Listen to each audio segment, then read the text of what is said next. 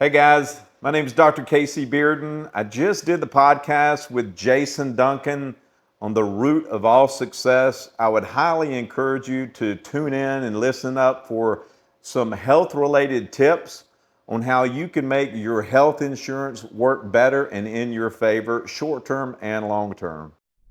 Welcome to the root of all success with the Real Jason Duncan. A podcast that explores how the world's most powerful entrepreneurs unlocked success and how their stories can help you do the same.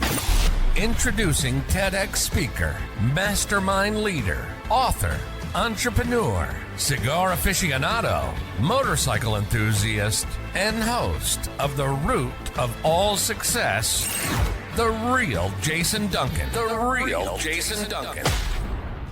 So you think the modern healthcare system is not just bad, you believe it's a scam. Is that what you're saying?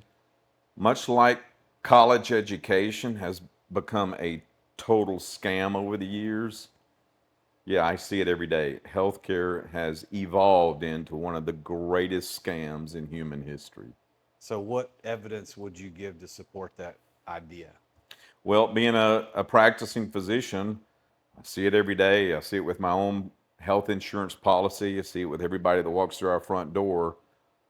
Everybody has growing deductibles, growing copays. The financial responsibility has been shifted from the insurance company to the patient, and less and less and less is being covered with their overall health care, while their expenses with their monthly premiums continue to climb. So we had this thing called the Affordable Care Act that was passed several years ago, that is turned into essentially anything but affordable, except for the lower class. For the most part, the middle class is who it was really passed for, and that middle class income of people are the ones, the working class, have discovered that it's anything but affordable, with the growing copays, the growing deductibles, and the elevated premiums, and the limited coverage available. So is it the healthcare system or is it the insurance system that's the problem? Well, they're one and the same. I mean, they're all kind of owned, and they're all in bed together. The politicians with the companies, with the hospitals, they're all kind of it's all one big circle, just like the colleges are. It's all the same. Yeah. Well, I know that my wife and I have not had traditional health insurance. I couldn't tell you the last time we had it. I'm trying to think when it would have been. I guess when I was a school teacher. I haven't taught school since 2011, so it's been that long. So since 2011, we started participating in something called Samaritan Ministries, which is like a health sharing thing. Yeah. This is not an endorsement of them, although we've had a good time. You know, it's been good for us. And but I, like, when we go to the doctor, like to a cold or something, they say, "Well, give me your insurance card." We always say we're self-pay. Uh-huh. And then what happens is that what would have been $400, $500, it's like $100, $200 if we pay right there, which we always do. Like, Exactly. okay, Yeah. we pay, and it's insane. Like, I recently went to the ER, and you and I haven't talked about this. I know we know each other. We're talking with Dr. Casey Bearden of Action Spine and Joint here in Nashville, and we've known each other for a while, and I'm honored to have him on the show today. But he is a chiropractor, practicing for over 30 years. 30 years. 30 years, man. Same location, West Nashville. So I went to work out that morning like I normally do, and walked and came back home, took a shower, was getting dressed. I was in the bathroom and I bent over a certain way, like nothing. And like electric shock went through my whole body, emanating from the lower back. And when I stood up, my left leg from my hip down to my knee, like it was aching from inside. Uh-huh. It's the craziest thing ever. It's debilitating, dude. I had to go, all I could do is go get dressed, like completely myself getting dressed. Yeah. We had painters in the house, so it's not like I couldn't lay on my bed. Everything was covered up. So I just went into the next bedroom, Chrissy's office, and just laid on the floor. Uh-huh. That's the only position I could get in. So I went to my chiropractor. Do you know Scott Schrader? We talked about this. I don't know him. Yeah. No. Well, he's in Gallatin. I've been going to him for Yeah. 20 plus years. So anyway, I went to him and told him what happened, and he was very gentle and put me on the traction table and did all that.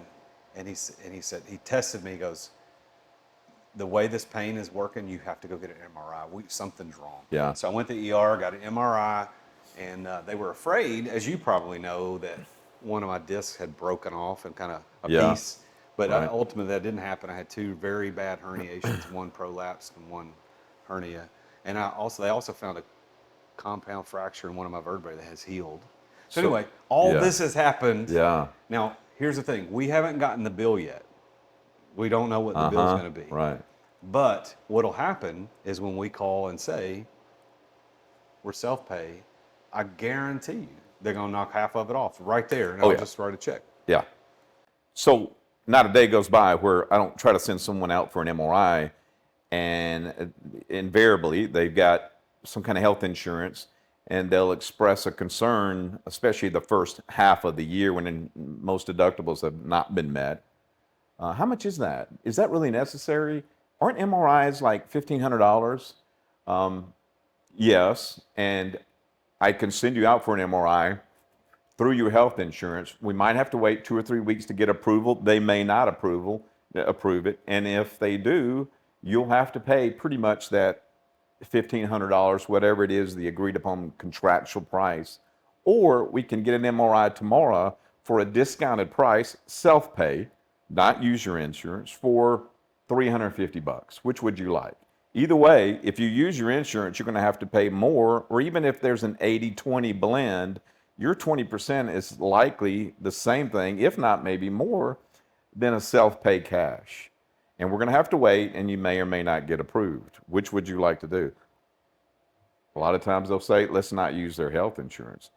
And a lot of times when they come into my office just for a routine office visit, if they use their health insurance, their copay is more expensive than our cash pay. So that's kind of where I'm going. And my own health insurance for my wife and I, which we're perfectly healthy, hardly ever have seen a doctor at all, so we have no history. We still pay $1,100 a month for comprehensive coverage, and that's with a $10,000 deductible. And we have an HSA to cover the deductible part, thankfully, which is a little bit of a benefit because you get that from Uncle Sam. You don't get that from the health insurance companies. Yeah. But nonetheless, I mean, that's where our premiums are still astronomical for something that we don't even use. And I would have to have a catastrophic event happen in my life if I were to trigger me ever using that. So it's just dishing out a ton of money for something that you're not likely to ever use. So what happened? I mean, where did we go wrong in this country? And I'm assuming this is not isolated, but we only have the experience of the United States. But where did it go from when you call Dr. Smith and he showed up at the house with his little black bag and saw little Susie and you paid him $25 or whatever it costs?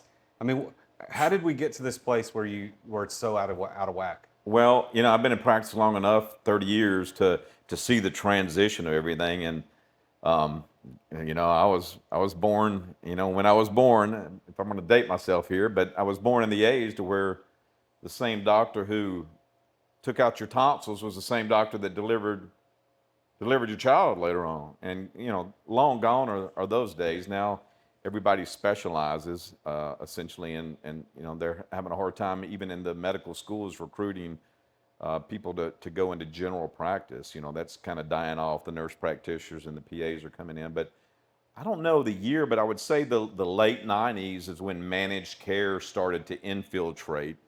And it used to be when I started practice, everybody had an 80-20 insurance policy with a $200 deductible and a $5 or $10 copay, and you could go wherever you wanted to and you weren't controlled. Well, as managed care slowly started to infiltrate over the years, you know, insurance premiums have continued to escalate. Insurance coverage has continued to diminish, and premiums have just skyrocketed. And the insurance companies, the whole model of insurance has been slowly shifting the financial responsibility away from them over to the consumer. And as long as the consumer tolerates that, the politicians and the insurance companies will always be in cahoots together, because that system kind of feeds itself economically and synergistically, and until somebody, votes accordingly, and changes that system. But the masses have to come together to do that. So what does it mean, managed care? What does that mean? Managed care is essentially where, a group of insurance companies come together to manage and control the costs. And, it's for good reason. I mean, healthcare can get out of control. There can be a lot of abuses in the system if you let it run rampant. So there had to be some kind, and there was a lot of abuses in the 80s and 90s, when there was no really control or managed care. So managed care, there was good intentions. It needed to happen to recalibrate a system that was getting out of control, but that pendulum really swung hard to the other side with overly, tight controls. Now you have to jump through, especially the providers have to jump through so many hoops to get things approved for the end user, which is the patient. And that patient has to sit back now and wait and pay more and more and more, with just a lot of inconveniences, all to control costs for the investors, the fiduciary people on the other end. Yeah. Whether it be hospitals or like I said, the investors. Well, it's insane to me, and we'll get off this topic and move on to something else in a minute, but it's insane to me that the people making the healthcare decisions are not healthcare professionals. That's right. Yeah, you got a $20 employee on the other line that has no training whatsoever, just checking the boxes. How they get away with that, I don't know. It's insane. There's the only people who lose are certainly not the providers, really. At the end of the day, it's the end user, the consumer. So, I mean, your health care has to be your responsibility. If you put it off to an insurance company or a doctor, you're going to pay the price for it at some point down the road. Yeah. I've been referred to a neurosurgeon to look at my back, and I am not interested, nor am I necessarily a candidate for back surgery because of this injury. But I wanted to get in as soon as possible because I was hurting so bad. Because I thought maybe you can give me an injection. I'd do something to help because I was hurting so bad. Like today, I could move around, I could walk, where 5 days ago I couldn't at all. It's been that bad. Well, here's the thing: the guy the neurosurgery surgery unit that they suggested or referred me to didn't have an appointment for weeks. Yeah. And so my wife just started calling neurosurgery clinics, and she found one that could get me in. But then they said, we don't take self-pay patients. Wow. I'm like, I will walk in and you could swipe my card before I leave. And they're like, no, we don't do that. That actually happened to me. And now that I'm thinking about it, I was in California and I got a bad case of vertigo. Never had it before in my life. And I got my apprentice to take me to a walk-in clinic and then at a hospital. It was actually on the side of the hospital. And they said, what's your insurance? And I said, I'm self-pay. We can't help you. I said, I have cash in my pocket. I will give you, just help me. And they're like, no. That doesn't even under. Now, the other side of this, because you're a chiropractor, is that your profession, your side of the medical field has for many decades been viewed as not legitimate medicine. Now, I don't see that. You don't see that. And it's not that way mainly today. But my guy at the ER and my MD that I went to see after this, I told him when I was dealing with a chiropractor, he's like, well, I think you should go see a neurosurgeon and a physical therapist. So what's the deal with chiropractors not being respected in the practice? I've got a lot of several friends that are orthopedic surgeons in the medical arena, and I asked that question one time. I'll never forget. Good friend of mine, very renowned surgeon here in Nashville. I was out to dinner with him one evening, and I asked that question, and he said, Casey, it's not that we don't believe in what you do. We just don't understand what you do, and all of our training defaults one way, and that's to physical therapy. And once again, most of the doctors are in facilities where the physical therapist is in there with them, so that's kind of where they're going to default, whether it be convenience or just really what they understand. But 30, 40 years ago, we didn't have all the scientific research studies that we have now. Now we have just stacks and stacks and stacks of research studies that are ironically done by the medical profession proving what we've been saying for hundreds of years works. And so now chiropractic, whereas it used to be considered alternative, is now more complementary medicine. It's not really alternative now because such a large percentage of the population uses it. So, I mean, at any given year, statistics show over 100 million people are using chiropractors anymore because, well, now it's so mainstream that most people know that, hey, when I get in an auto accident or I have some kind of musculoskeletal problem, that a general practitioner is only going to be able to do so much. They treat tummy aches, flus, sinuses. They don't really treat spinal related problems. So I'm going to go see the chiropractor. So over the year, of course, with social media and internet and everybody, getting on YouTube and seeing all these chiropractic adjustments being done, the generations are just evolving to something more conservative and something that just makes more sense than drugs, needles, and surgery all the time. And Yeah. so it's just grown, and every decade it's just going to geometrically continue to grow to the point to where, I mean, chiropractors in a lot of places, a lot of my patients consider their chiropractors their primary care physician first and foremost. Well, like I said, I've been going to Scott, Dr. Schrader, for 20 plus years, and I didn't really know anything about chiropractic care. He moved in, started his practice, and we started a friendship. He goes, "Yeah, you ought to come see me. I'll give you a deal." I'm like, "Okay." So I've been going for 20 years, and there have been times, man, I'll go in there and just absolutely can't walk. I'm in pain, Yeah. and he'll, crack me up or whatever he does, and it's like, oh, that's good. I actually had started getting some deep bone pain in my right arm here, and I went in for an a neck and upper back adjustment, and as soon as we got done, I was like, oh, I'm good. Like it was just, it's such a cool thing. But here's what I'm kind of transitioning into entrepreneurship because this show is listened to mostly by entrepreneurs.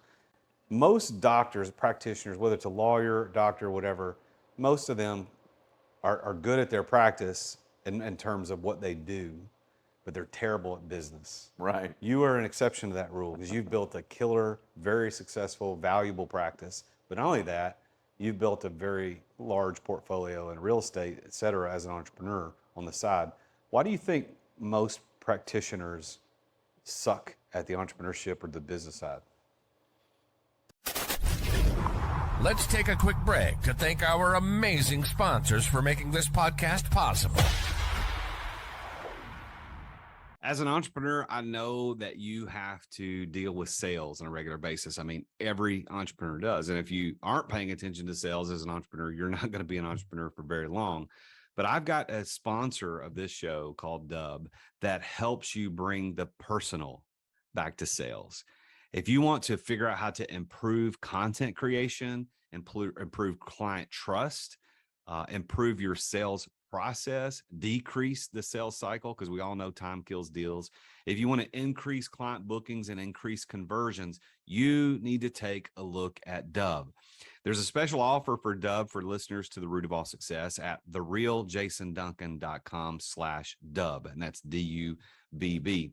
What Dub does, I've been using this for years. I'm a huge fan, and I'm so honored that they're our primary sponsor of the podcast.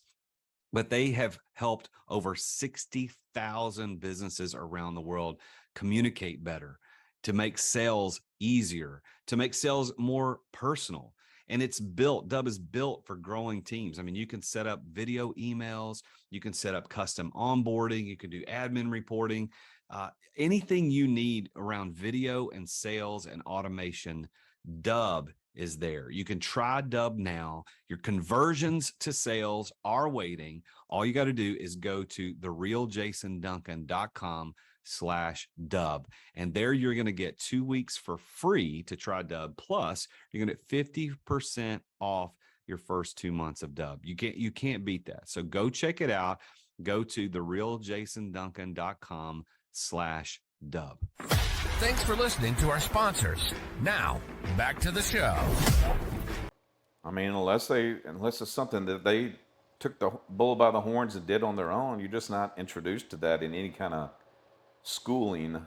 $300,000 and 8 years later, you know absolutely nothing really about how to even practice, much less how to expand beyond that. And I found pretty much I think if you ask any doctor this, it's it's almost impossible to retire independently wealthy if you're in healthcare anymore. Really? Doctors just don't make the kind of money they used to make. They used to call the 80s the Mercedes 80s because doctors were, drove Mercedes and they were members of the country club and everything. And now you got a lot of doctors out there that struggle to make a school teacher's salary when you look at the amount of hours they have to work. And so if that's all they're doing, you better be doing something else on the side if you're going to have any hopes of ever having, retiring independently wealthy. If you're staying in medicine and healthcare, even as a brain surgeon, they just don't make the kind of money they used to make. And so I kind of knew that from the beginning, and I've always had the mindset of multiple streams of income from pretty much from day one. And so, when I set out to do what I was going to do in the world of healthcare, I knew I was going to be doing other things on the side as well, mainly real estate, because since I was in college, I owned 2 different homes in college. I'd rent one out and live in the other. And I kind of pretty much found out early when I was my early 20s that, wow, it's the way to go. The real estate, this really works. Who taught you that? I kind of figured it out on my own. I mean, I was just read a bunch of books, and I've always been, I don't know, I just remember my 9th grade teacher always shaking her finger saying, "You're an overachiever." I could tell. And so I was just always one of these that was just, reaching and looking for something bigger and just listening to all the gurus in the different industries. And I remember Carlton Sheets back I remember him. back in the mid 90s, hearing him at 2 o'clock in the morning. He was the big real estate guru. And God, thinking back then, that's probably where it all kind of started as far as my Really? Carlton Sheets. vision. Yeah. I remember getting his course for $200 on the cassette tapes and listening to every single minute, hours and hours and hours, over and over and over again. And I can't say that I figured it out from there, but that's kind of where it spurred me to really having a vision of where to go in the future. And Is he still alive? no, I don't think so. But He was. I think it was him that said, "I've made millions in real estate, but I've made hundreds of millions teaching people real estate." Was that him that probably said that? so. I think so. Yeah. I mean, we're talking about 35 years ago. I remember when I was 19 years old listening to him and just thinking, wow, they don't teach this in school, and there's something to this. So speaking of that, why do you believe that? And maybe this is an improper question because it's not true anymore. But why do you believe that medical schools? You graduated from Palmer, right? Yeah. So why do you believe that medical schools aren't also having a track for business for the docs?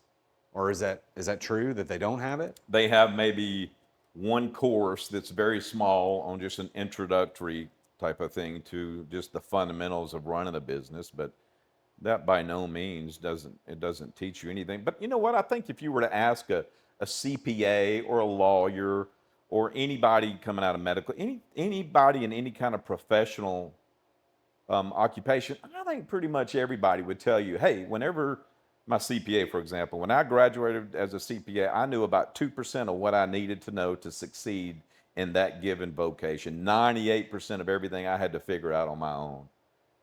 Yeah, I mean, that's unfortunate, but I mean, again, school, what do they say? Never let your schooling get in the way of your education. That's right. Yeah, so I mean, that's just the world we live in, and that's why I think education has been minimized, and there's so many other people out there making, just in the trades, making a whole lot more money with 2 years of trade school than somebody with 8 years of a professional degree. Well, I think there's an opportunity here because we obviously there's a coming drought for physicians, as I hear. Now, I know you're closer to the industry Yeah. than I am, but people aren't going to medical school like they used to. I don't know how different it is with chiropractic as a specialty, but they're not going. So we're gonna be 20, 30 years away from not having enough medical doctors, not having enough surgeons, because they're seeing what we're talking about is Yep. you can't make the money that you're promised, and it's you got provider or not providers, but you get the insurance companies, you got the government that's interfering. So it would make sense to me that if these universities, like what you went to, these medical universities would say, look, guys, it is required. You have to do a full semester, maybe a year's worth of schooling on, all right, this is the basics of setting up a business. This is the basics of understanding financial accounting. This is the basics of marketing. This is the basics of hiring Yeah, practices. you would think, but they're not there. Why do you think they're not investing in that? It's not a part of their protocol, their paradigm, and it's just institutional thinking. I can only speculate as to why that is, but maybe they just figure, hey, there's plenty of that to learn when you get out on your own, and you're going to pick and choose which direction in life you're going to go. And we specialize in what we specialize in, and finances is not one of them. That's all I can. So when you look back 30 years ago when you started your practice, compared to what you know today, what percent of what you need to know did you know at that time? When I graduated, Yeah, when you started your practice, compared to where you are today, Yeah. like if today's 100%, which is, we know it's not, there's still more you can learn, but let's Yeah. assume today's 100%. What percent were you day one? I would say no more than 5% of what I mean, 95% of everything I've learned has been since then, and just, getting dirty in the field. And your net worth back then, who knows what it was, but it was significantly nothing then, and it's a lot today. But you did it through your practice, even though your wealth right. building isn't in the practice; it's outside the practice. That's right. But you leveraged the income. 100%. Tell people how to do this, because this is where I think people mess up. And I'm a business coach, among other things, but this is where all of us, no matter what we're doing, doctor, chiropractor, dentist, roofer, painter, it's like income won't make you wealthy.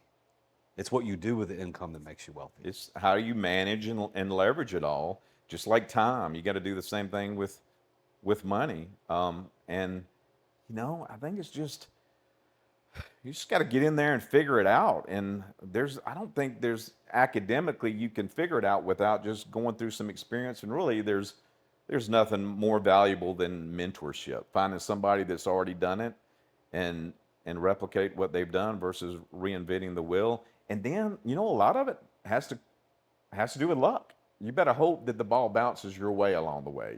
Cross your fingers that things turn out. And there's no linear, straight line to doing it. There's going to be ups and downs, ebbs and flows, and you're going to win some, lose some. And God knows I've lost, thankfully, not as much as I've won deals, and just concepts, but I've had a ton of setbacks. Like, I don't know if I'm gonna be able to get over this. That was huge, enormous loss, and I know you have as well. Yeah, I mean, if you haven't had a huge loss, you're probably not really an entrepreneur yet. I mean, and I had a mentor that used to tell me this. I mean, I had my biggest one happened just in the last year, but I had a mentor that used to tell me what I just said to you. Is like, man, if you haven't been sued, you haven't been bankrupt or whatever, like he was listing all this stuff.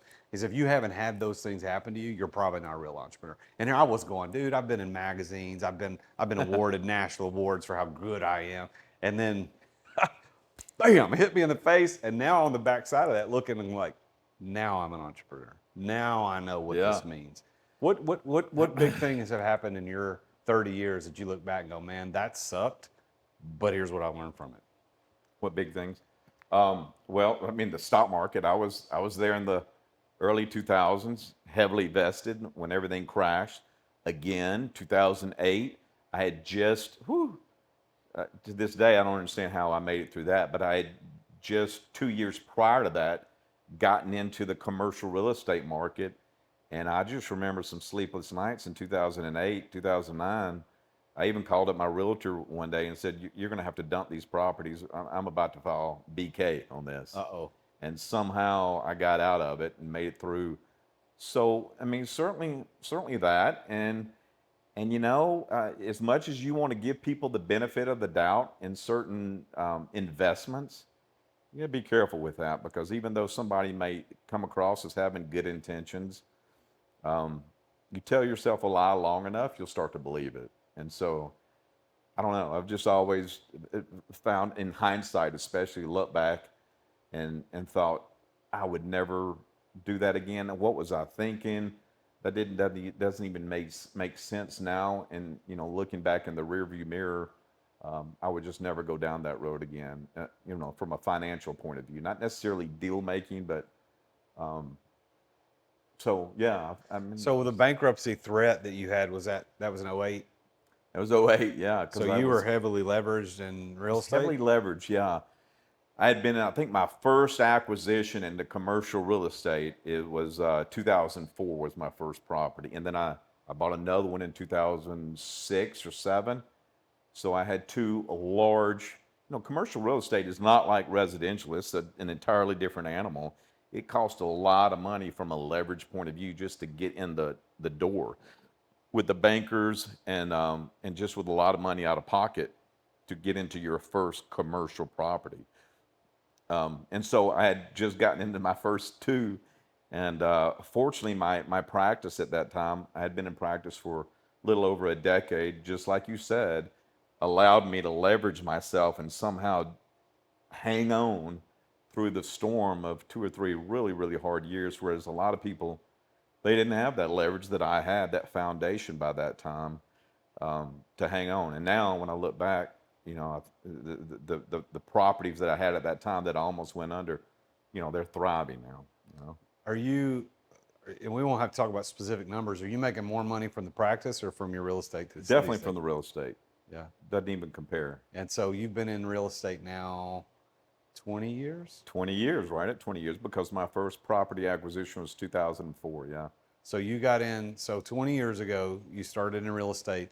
You were leveraging your higher than the normal, income because you were a chiropractor, you're a doctor. So you're making more than the average bear, but you're leveraging that into something else. And today, when did it flip for you? When did your income, your passive income from real estate exceed your active income as a doctor? I would say not till pretty recently. Oh, okay. I'd say post-COVID, right at post-COVID. Not that COVID had anything to do with it. It was just kind of a time factor where one kind of surpassed the other. Nice. Yeah. So, what if you look back on all the things that you've accomplished and how successful you've been with a practice for 30 years, your real estate portfolio is throwing off more cash now than you're making as a doctor.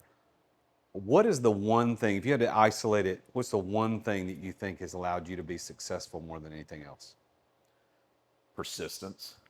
It's kind of like the water flowing down the river between the rocks. That water is going to find its way, whether it's over, under, around, or through the rocks. And there's just so many hard knocks in life that's going to just, keep knocking you sideways, and you just got to get back on that horse and ride. They say that entrepreneurs are the only people who work an 80-hour work week to avoid a 40-hour work week. That's true. Sometimes it's lonely being an entrepreneur.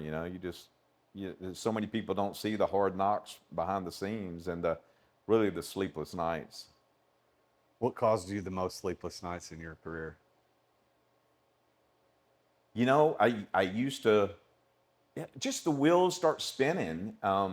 It used to be where the wheels would spin and keep me from sleeping. Now it wakes me up at 4 o'clock in the morning.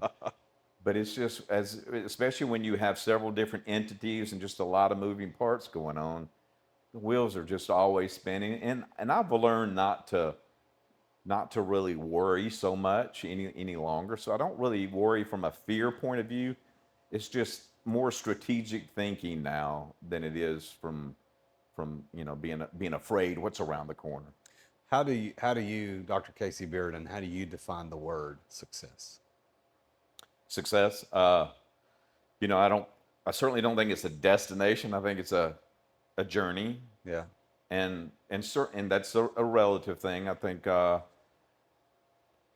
Success really is when you get to the point to where you've got the freedom. I think success and freedom are probably synonymous in most cases. When you've got the freedom to wake up in the morning and say, you know what, I'm going to do this with this person on my own timeline and however I want to do it. I think that's the ultimate success, which is the ultimate independence and freedom. And you're there. I'm getting I'm getting close. I certainly don't feel like I'm not successful. Yeah. Well, you're successful. I still think there's a ways to go. You know what I think too is it's like I think our wives, and I know your lovely wife. I think our wives. I don't know about her, but I think our wives are the last person that really realize how successful we are when we're building businesses. They're like, Yeah. oh, really? Like we did that? Like we have this much money? Like we own this much stuff? How did now? She's involved with you in the practice, right? Every day. She is, thankfully. She does all the, in my opinion, all the dirty work, get your fingernails dirty work. I mean, I just think numbers and stuff like bookkeeping and the high level stuff, I think that's high level stuff. I think what I do is just comes so easy and natural. And after so many years, I don't think you ever master your craft, but I do think you get to the pinnacle of not necessarily achievement, but the pinnacle of what you have to contribute and offer through your craft after so many decades of doing it. I just think you figure out so much. But then again, with that said, the more you learn, the more you figure out, the more you realize you have to learn. But still, compared to like you asked earlier, compared to when I started, I have so much more to offer, the people that we serve, whether it be in real estate or healthcare or my own family, than I did 20, 30 years ago. But you never really master it or get to the point to where you go, okay, I'm done. I think when you do that, you go 6 feet under. I'm going to ask you this question. This is going to kind of be our final question for our conversation. I'm going to give you some time to think about it. What if you're speaking to an entrepreneur, a group of entrepreneurs listening to this show, and you want to think back to the number one piece of advice that you could give someone, like if you want to be successful, this is what you got to do. And you can't use persistence because you've already talked about that. So it's got to be something else. I'm going to give you a second to think about it while I tell everybody who sponsored this show. This show is sponsored by Dubb. Go to Dubb at therealjasonduncan.com/Dubb. It's spelled D-U-B-B. Dubb is a platform that helps you win more sales, convert more prospects into buyers by helping you set up an entire system to put the personal back in sales. So if you want to send a video email, this is the best part of their platform as far as I'm concerned. I've been with them since the beginning. You can record a video right on your desktop or right from your phone, and you can email that video directly to someone. Now you're thinking, well, I could do that with any of the video services. No, this actually puts the video right inside the email that they can watch, and then you can set up all these things that happen after they watch the video. Maybe you want them to go see something else after they watch that. Dubb is fantastic, and I've got a special offer for you since they are the sponsor of the show. And if you want this special offer, all you got to do is go to therealjasonduncan.com/Dubb. That's D-U-B-B. Check them out. You're going to be glad that you did. So Casey, what do you think is your number one thing that an entrepreneur should do to be successful? I think you should figure out what you're good at.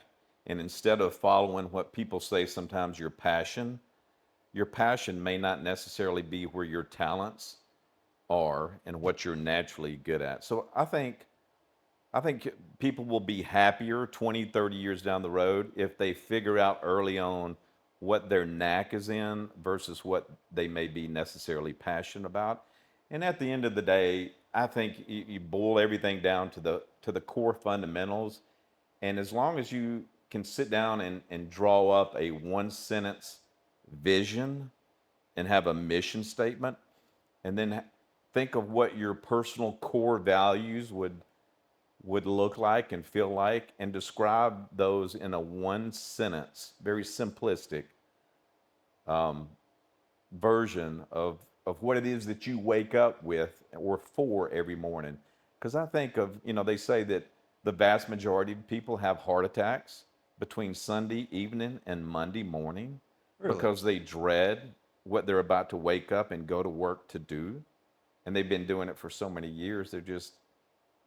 they're stressed out about it because in all likelihood they didn't follow or they didn't have a mission statement of why they're doing what they're doing or a vision. They had, they marched to the same orders their entire life, and although they may have been good at it, they really never had a wider vision or a reason why. I mean, if you wake up every morning and you just keep trudging along just for a paycheck, to me, that's just the quickest way to burn out and high level stress. But when you have a vision and a mission of why you're doing something, whether you're an entrepreneur or you work for an assembly line company, I think that's the ultimate key to really finding your happiness and success in life. Well, Casey, thank you so much for being on the show, man. It's an honor to Thank you for have having you me. here. And, we've known each other for a while now, but it's cool to have this conversation in a more specific, like we're trying to get to some points. So thank you for being here. I appreciate it. My pleasure. Everybody else out there, thank you for watching the show. Now, in just a second, you're going to hear the guy at the end of the show, my voiceover guy. He's going to tell you what to do. So make sure you pay attention to that. Don't skip out yet. And if you haven't left a review and subscribed to the show, it'd be a big, big help to me if you do that. It doesn't cost you anything, and it certainly helps out the show. So go hit the subscribe button. Make sure you leave a review. And if you're not watching this on YouTube, you need to take a look, because if you're listening to this on Spotify or iTunes or Apple Music, or whatever they call it these days, you're missing out, because we're here at the Ariston, which is a cocktail and cigar bar here in downtown Nashville. And they've been, we're honored to be here in their place today, so you can kind of see where we're sitting in their private members only area.